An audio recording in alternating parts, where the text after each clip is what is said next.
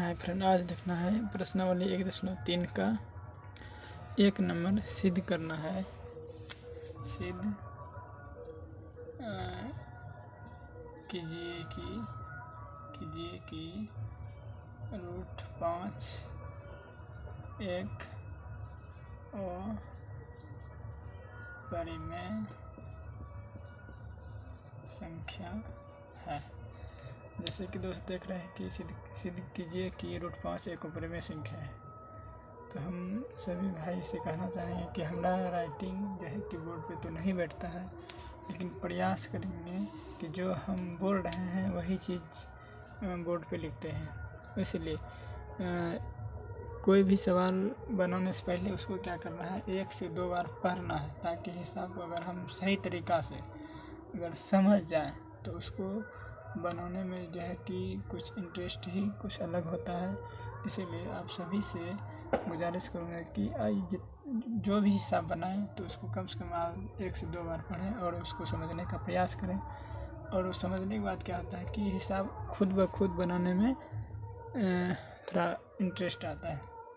तो जैसे कि देख रहे हैं कि सिद्ध कीजिए कि √5 एक अपरिमेय संख्या है। तो इसको जो है कि हम प्रूव करना है कि क्या √5 एक अपरिमेय संख्या है। तो सबसे पहले हम लोग लिखेंगे माना कि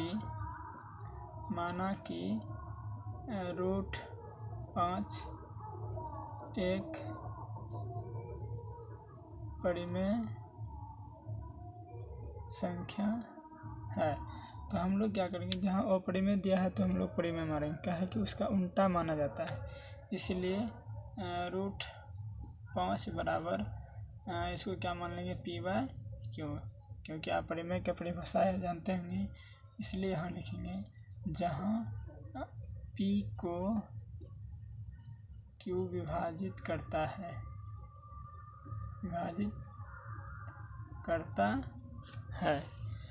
तो इस तरह से, और तब लिखेंगे √5 बराबर p/q। तो यहाँ क्या लिखना है कि दोनों तरफ वर्ग करने पर। तो जब दोनों तरफ वर्ग करने पर लिखे हैं तो क्या करना है, दोनों तरफ वर्ग कर देना है।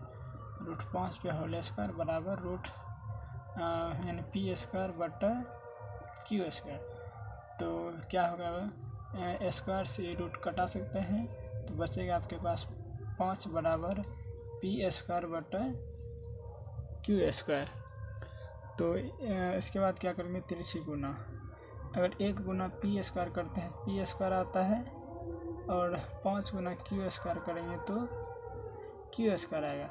और इधर देख रहे हैं गुना है, जैसे बराबर की साइड में आएगा तो क्या होगा, भागा में बदल जाएगा और बराबर अपने पास बचे क्या, q²। तब यहाँ लिखेंगे जहाँ p² को 5 क्या कर रहा है, भाग दे रहा है। और तब क्या करना है, इसको क्या मानना है, समीकरण 1।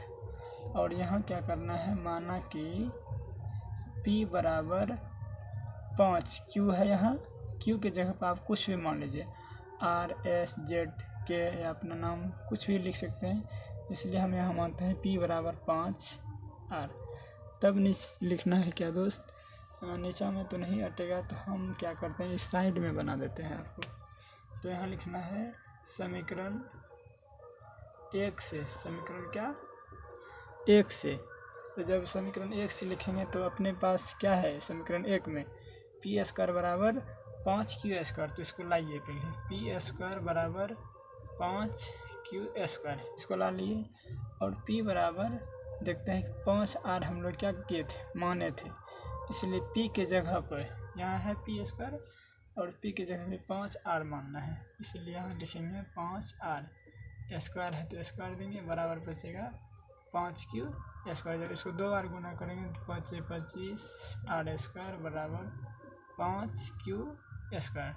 तो क्या करना है दोस्त कि 5 का पहाड़ा में आप क्या 5 का 5 बार पड़ेगा, ये 25 क्या होता है कट जाता है, क्या कि इधर गुना है, जैसे इधर आएगा भागा में परिवर्तित होगा और वो भागा, जिससे आप इसको इस तरह लिख सकते हैं ना, 25/5, इसको कटाइएगा तो 5 आएगा, इसलिए यहाँ लिखेंगे क्या 5r² बराबर Q²। इधर देखते हैं गुना में है तो r² बराबर क्या होगा Q²/5। तब यहाँ आप लिखिएगा, लिखना क्या है, जहाँ p² को जहाँ Q² को 5 भाग दे रहा है। तो दोस्त हम इसको फिर से पढ़ के बताते हैं, क्या कि अगर आपको राइटिंग समझ में नहीं आवे तो हम यहाँ लिखे हैं जहाँ Q² को 5 भाग दे रहा है, इसलिए क्या है कि यहाँ देख रहे हैं Q²/5 है, इसलिए यहाँ लिखे जहाँ Q² को 5 भाग दे रहा है। तो देख रहे हैं कि यहाँ भी देखे थे कि p² को 5 भागा दिया था, तो यहाँ लिखे थे जहाँ p² को 5 भाग दे रहा है। उसी तरह यहाँ क्या देखते हैं Q²/5 आया, इसलिए यहाँ लिखे जहाँ Q² को 5 भाग दे रहा है। तब इसके बाद अब जो लिखना है तब अपने से प्रयास कीजिएगा कि परिभाषा बनाने का। तो यहाँ लिखना है अतः मेरा मान्यता गलत है, मेरा मान्यता गलत है। क्यों लिखते हैं गलत है, क्योंकि हम क्या माने थे, माना कि √5 एक परिमेय संख्या है, इसीलिए हम इसको लिखे।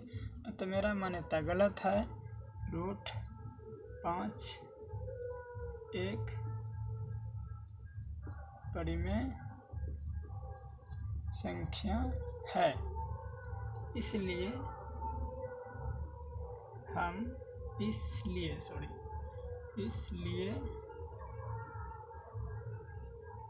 हम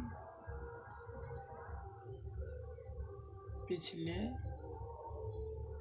कक्षा में पढ़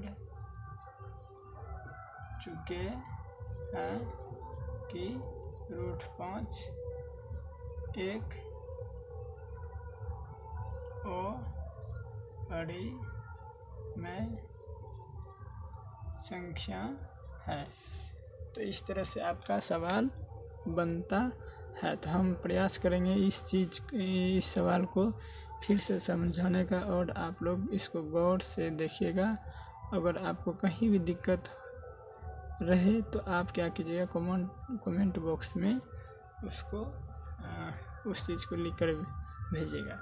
सबसे पहला था कि प्रश्नावली 1.1 सिद्ध कीजिए कि √5 एक अपरिमेय संख्या है। उसके बाद हम क्या लिखे, अपरिमेय संख्या बोला था है, तो हम क्या किए, माना कि √5 एक परिमेय संख्या है। इसको उल्टा माने, अपरिमेय था तो हम परिमेय माने, और √5 बराबर p/q। तब इसके आगे लिखे जहाँ p को q विभाजित करता है। तो आपको बस 2 स्टेप याद रखना है, पहला ई स्टेप और दूसरा ई स्टेप, और √5 बराबर p/q। तब यहाँ लिखे दोनों तरफ वर्ग करने पर, वर्ग यानी आप लोग स्क्वायर समझ रहे हैं खुद, इसलिए दोनों तरफ वर्ग करने पर, जब वर्ग हम करने पर लिखेंगे तो दोनों साइड वर्ग तो करना है, इसीलिए √5 का होल स्क्वायर बराबर p²/q²। तो अगर हम √5 गुना √5 करते हैं तो √25 आएगा, और √25 का वर्गमूल 5 आता है, इसीलिए हम यहाँ डायरेक्ट क्या किए, स्क्वायर से ई रूट को कटाए। तो जब स्क्वायर से ई रूट कटेगा तो बचेगा सिर्फ 5 बराबर, इधर क्या आएगा p²/q²। कहेंगे दोनों तरफ वर्ग करेंगे, इस तरह से लिखेंगे ना, इस तरह से लिखेंगे, इसलिए क्या किया हम डायरेक्ट p²/q² कर दिए थे। तो यहाँ क्या करना है, तो यहाँ तो सिर्फ 5 बचेगा, इसलिए p²/q²।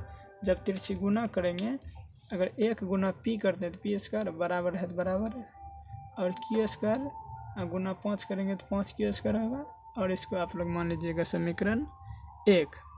उसके बाद इधर देखते हैं गुना में है, जब गुना बराबर की साइड आएगा तो भागा में बदल जाएगा, इसलिए यहाँ क्या हो जाएगा पी स्क्वायर बट्टा 5 बराबर क्यू स्क्वायर। तब यहाँ लिखना है जहाँ पी स्क्वायर को 5 भाग दे रहा है, तो माना p बराबर 5 आ रहा है। अब r की जगह कुछ भी मान सकते हैं, s z y कुछ भी, तो इसलिए हम मान क्या लिए p बराबर 5 आ रहा, और ये आपको मानना ही पड़ेगा, क्योंकि अगर आप ऐसा नहीं मानते हैं तो क्यू स्क्वायर बराबर कुछ भी आ सकता है, इसलिए हम माने p बराबर 5 आ रहा। और यहाँ लिखे समीकरण 1 से, क्योंकि समीकरण हमारे पास है अपना, इसलिए समीकरण 1 से, समीकरण 1 था पी स्क्वायर बराबर 5 क्यू स्क्वायर, इसलिए यहाँ पी स्क्वायर बराबर 5 क्यू स्क्वायर, और पी की जगह हम लोग क्या माने थे 5 आर ना, इसीलिए पी जहाँ लिखा है इसको उठाएंगे और यहाँ रख देंगे।